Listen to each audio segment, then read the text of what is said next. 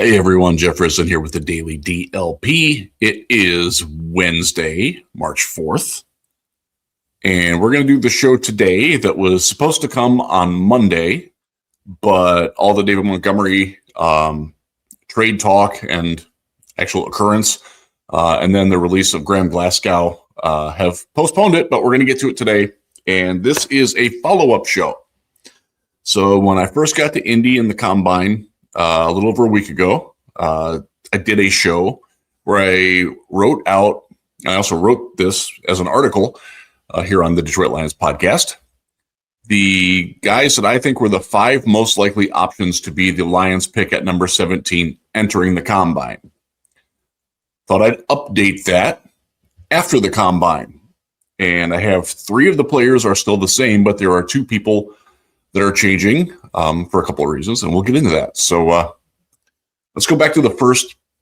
I recorded that one on the 23rd of February, and the 5 that I had, in no particular order here: Auburn edge, Keldric Faulk; Georgia offensive tackle, Monroe Freeling; Clemson offensive tackle, Blake Miller; Clemson edge, TJ Parker; and Alabama offensive tackle, Caden Proctor, offensive lineman, Caden Proctor.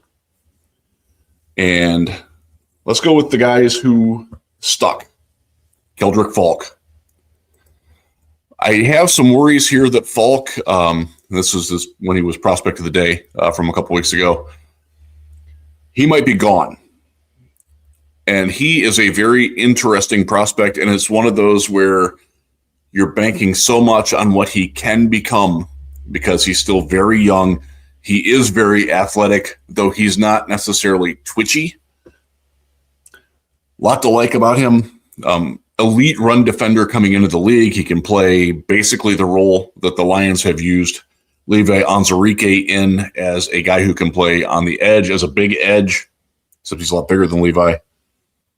But can also reduce to the inside and even play a 3-tech if you need him to. But ideally a 4I, a 5T, and he can do all those things very well. The Lions do work with the line a little bit. They did it less last year under Kelvin Shepherd than they had under Aaron Glenn, but you might see it again where they're running some 5-man lines or some just odd man fronts or moving guys around in their different spaces, and Falk is fantastic for that.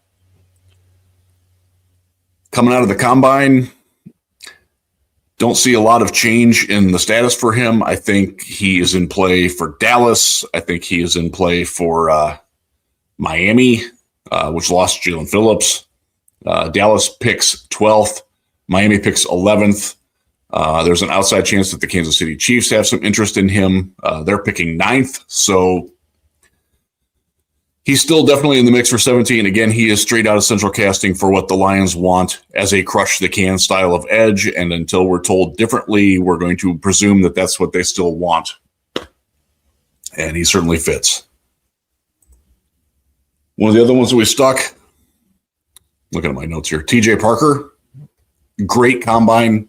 I think he is more likely now to be considered in that 15 to 20 overall range than he was going into Indy. I thought he had a great Combine. Wrote about that at Real GM. You can check that out, footballrealgm.com. One of my Combine winners. And again, this is a guy, went into the 2025 season, incredibly productive, was in a lot of mock drafts the first defensive player coming off the board. He didn't have the year that he wanted. Thought he did a fantastic job of explaining it in football context. Thought he showed a lot of maturity, showed a lot of traits that the Lions want, both on the field and off the field. Devoted father, a very motivated young man to go get his what he feels like he can do. Confident guy too, and a lot to like with TJ Parker. Have a feeling he will probably still be there at 17, just because his star had lost a little bit of luster, but he's certainly getting it back. And he's another one, like it wouldn't surprise me if he went just to a team just above the Lions, but he's definitely in the mix. Bring up the 2 guys who are not still in consideration. Caden Proctor, Alabama, think he showed more than anything that he's probably going to have to play guard at the next level. His wave drill was rough. Again, there are a lot of people who still like him a lot, but one of the things that I gathered was that the general consensus from the NFL and also draft media is that he's much more of a guy that belongs in the 25 to 35, maybe 25 to 40 overall range. And a lot of teams are going to see him as a supersized guard instead of an offensive tackle, just because while he is a very intriguing athlete, enough that he played tight end and even some running back in short yardage situations for Alabama, it doesn't translate to being an offensive tackle all the time. So I have pulled him. I don't know that the Lions are not in on him, but it feels like that would be a pretty significant reach based on what it is. But again, with Brad Holmes, you can't rule it out. But I think there are others that are more likely at 17 than Caden Proctor now. And then there's Monroe Freeling, darling of the combine, darling of draft media. Again, I am not his biggest fan. I think he's certainly worthy of a first-round pick, but he will be long gone before 17 based on everything that came out of the combine. There's a very good chance he is the first offensive lineman taken. There's a very good chance he will wind up being a Cleveland Brown. They pick at number 6. He is a guy that teams could conceivably trade up for and get in line above the Lions and above into the top 10. So I have a really hard time seeing him. Again, this is another one. Like Falk, you're drafting him more on what he will become in a couple of years than what he's shown now in 16 starts. But there's a whole lot to like about Monroe Freeling, and I'm afraid that dream is going to be over for Lions fans. And that's, he is my number 29 player going in. So it would have been a little, I do think that people are overlooking his on-field faults almost to a fault. And I think some of that this is just a general statement. All the offensive tackles, whether it's Spencer Fano or Francis Mauanoa or Caleb Lomu, Blake Miller, who I'm going to talk about in a second, they all have enough, I don't know, man. And Freeling doesn't really have that. And because he came into the process late, he wasn't expected to declare until he declared. It feels like he's that shiny new one that we haven't really we're so excited because this is a guy who doesn't have obvious, crazy detriments like all these other guys do. And I don't think that they've studied him enough to really get into that. I wonder, as the draft process spins forward, as he has his pro day at Georgia and, other pro days come out as well, if he loses a little bit of that shine, that new car smell that he's got working for him right now. But if you ask me today, I don't think there's any chance in the world he's available at number 17. So I've pulled him. He has been replaced by Keem Mezador, pass rusher from Miami. And this is a guy who is a very polarizing prospect. I talked about it on the live show that I did with Chris the other night when we got together to wrap the combine. I can find you very prominent draft analysts who think that he is a top 20 player in this class and would be gone before the Lions pick. I can also find you just as many who do not think he should go in the second round. People are all over the place on Keem Mezador. Just a quick look at my draft board here. Where's he at? He is number... Mine's not finished yet. He is number 47 for me right now.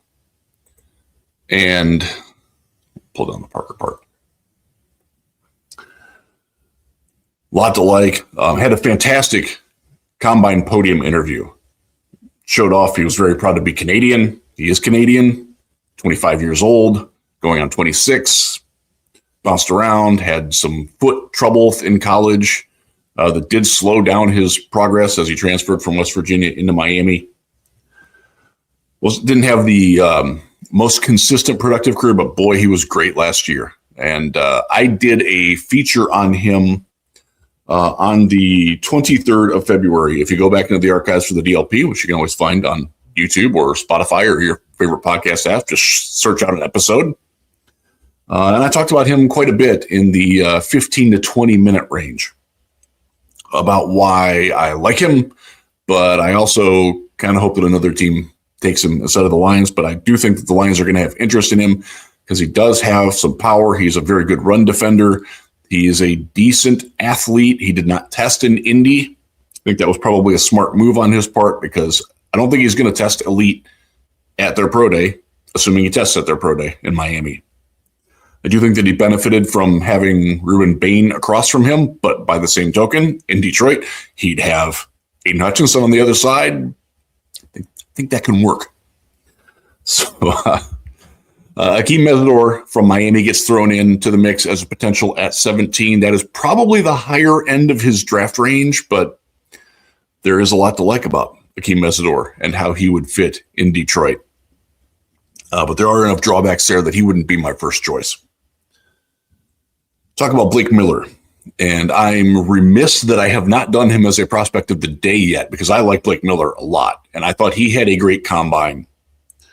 And I've talked about him in a couple of different venues, but right tackle, started as a true freshman, started all 4 years at Clemson. He is the first offensive lineman to do that, to start from day one as a true freshman all the way through since World War II.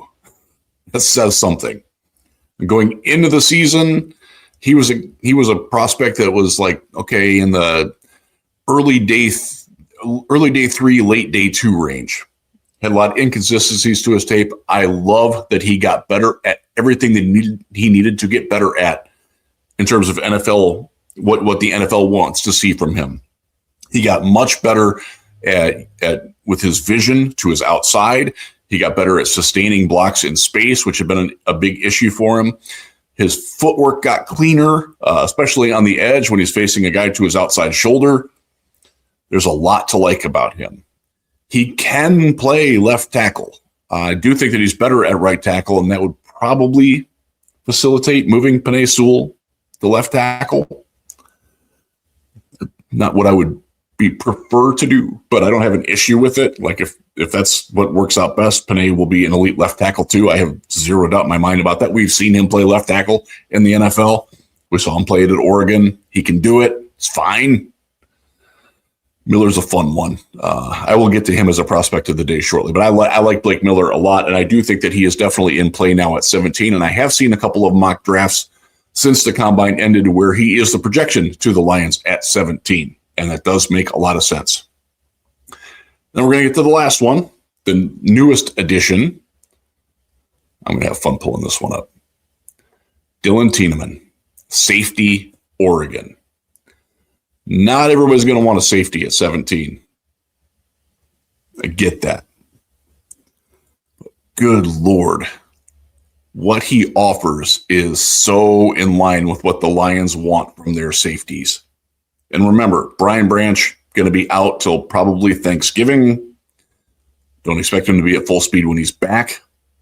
Kirby Joseph with the degenerative knee. The reports of, he could be done in a couple of years. Could be visions of Louis Delmas. I love Louis Delmas. Just as an aside, one of my all-time favorite Lions, even though he barely played. I got to know him a little bit coming out of Western Michigan, and he was a great guy, great player. Too bad that, unfortunately, he had no knees when he got to the league. We've at least gotten a couple of all-pro years out of Kirby, or all-pro worthy years out of Kirby. Hopefully he can get back, but the Lions do need help at safety, and look at this athletic profile. And this is from Math Bomb, his RAS. 6 foot and change, 201 pounds, which is average size for a safety. The weight's a little bit on the low side, but when you're in that 4.85, the 5.56 range, yeah, he's fine. He's big enough. Look at that athletic testing, as was overheard in Lucas Oil Field in the media section. He might be the most athletic white dude ever to hit the draft. I think that's a little hyperbole, but it was funny. It got a big laugh. I laughed at it. Wish I would have said it. He's transfer from Purdue, played 3 years of college, but look at that testing. 41-inch vertical, broad jump, fantastic. 10-yard split, and this shows on his tape. The 40-yard dash, he can fly in a straight line. Extraordinarily athletic prospect. He's got experience playing all different types of positions. Much like Brian Branch, he can play in the slot. He can play free safety. He can play box safety. He can play in a in a split safety set. He's done all of that. Bring him up, and he will be the prospect of the day today. I'm going to cheat on it. Dillon Thieneman, here, Detroit Lions podcast prospect of the day today. 22 years old. He's actually 21 now. He turns 22 in August, so that will happen during training camp. Had over 95 tackles in all 3 college seasons, playing across 2 different schemes, 2 different schools. I think that speaks highly of his productivity and his nose for the football. Obviously, the pros stand out. Elite athlete, incredible acceleration from 0 to full speed.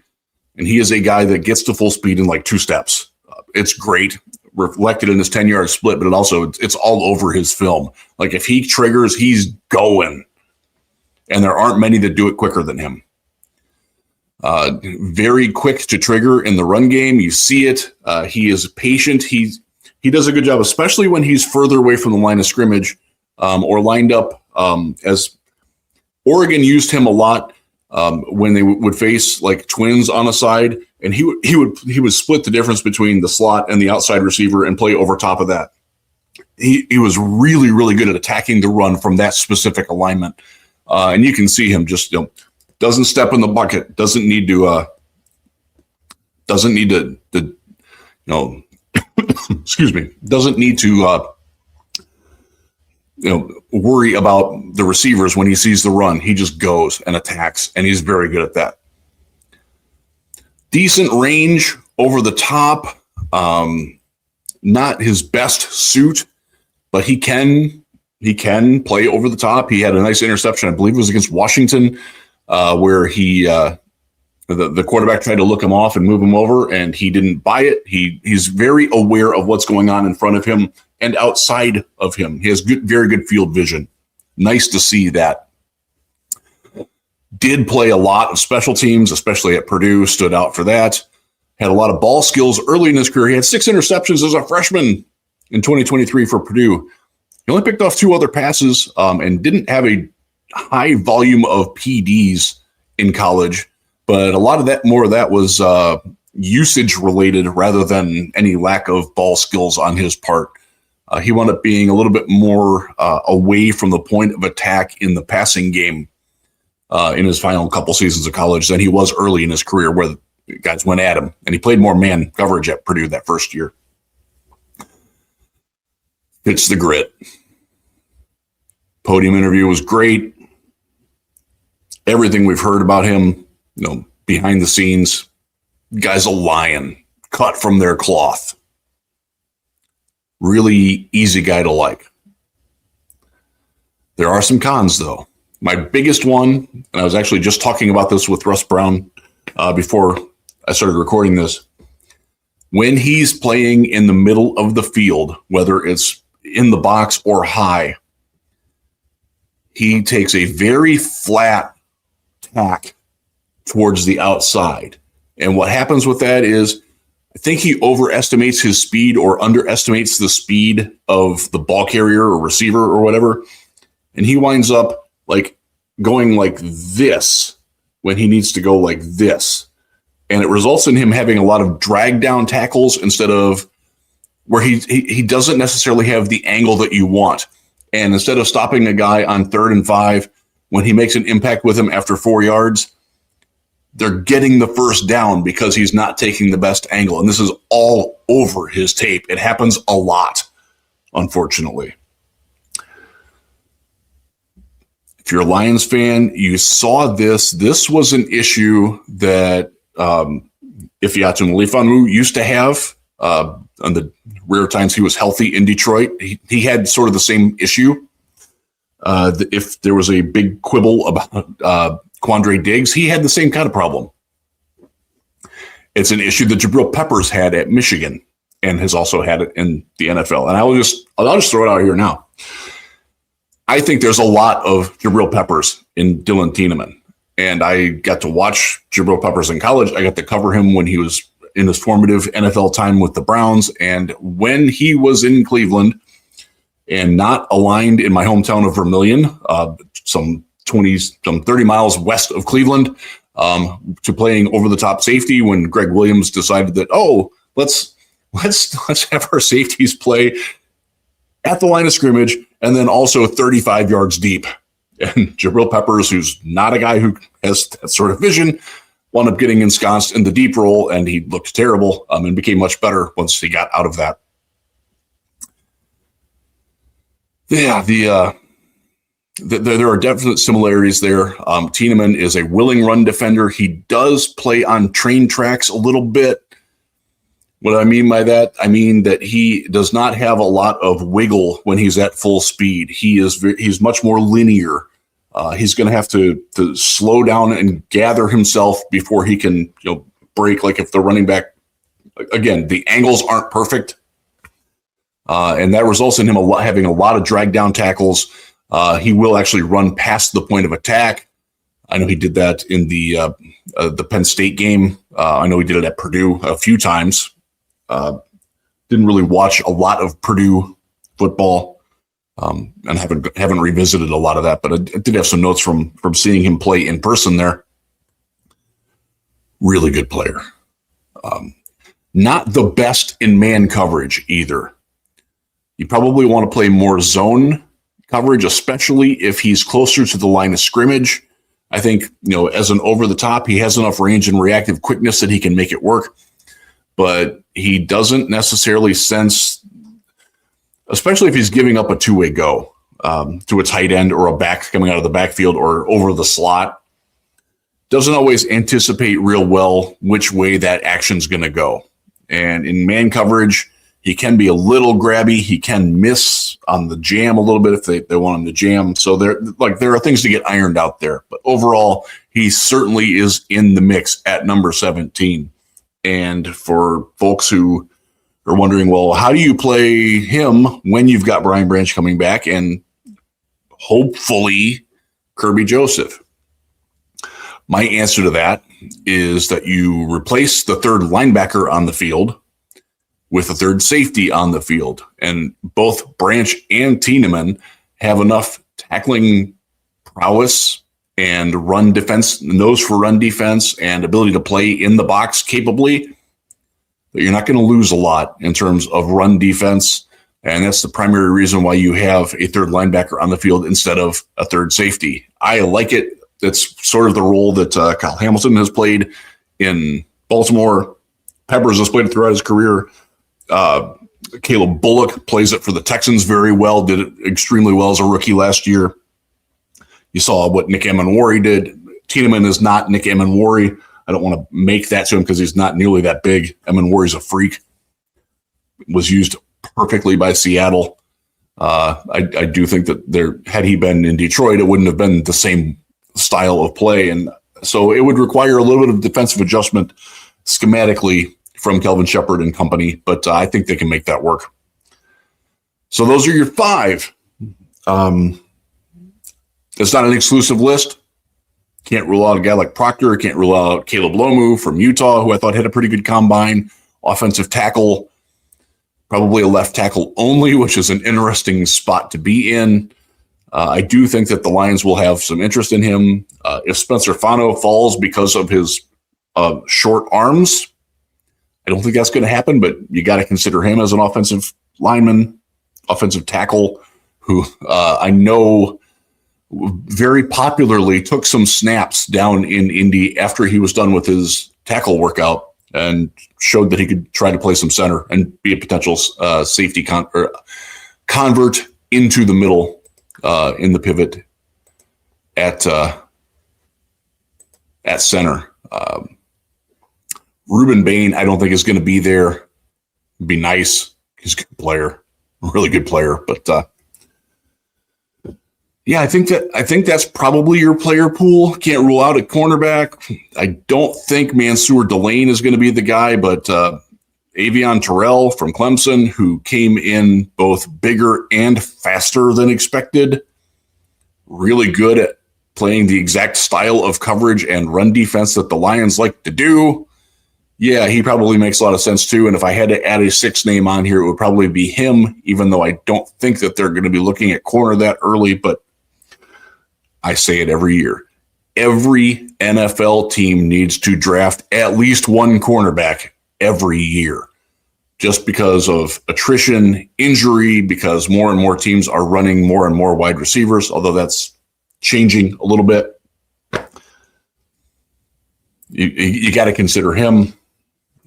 There's beyond that, I don't think there's a lot. I don't think that Vega Awane is going to be. He's a good player, very good prospect, but I don't sense that the Lions want to draft another interior offensive lineman that high after already taking Tate Ratledge in the second round last year. That's a pretty big investment in a non-premium position, although Awane is certainly a very attractive candidate. So again, to review, the 5 most likely candidates in my mind after the combine to be the Lions pick at 17, presuming they stick at 17. And I'm going to keep that in my head until I'm proven otherwise. Maybe free agency changes this, but right now, Keldric Faulk, Dillon Thieneman, Blake Miller, TJ Parker, and Keem Mezador. Agree, disagree, leave it in the comments, come into the Patreon Slack, and we can talk about it. We'll call it a day. It's a beautiful sunny day outside. I'm going to get outside. Hopefully you can get outside and enjoy a little bit of fresh air too. Jeff Risdon signing out. Be good to one another.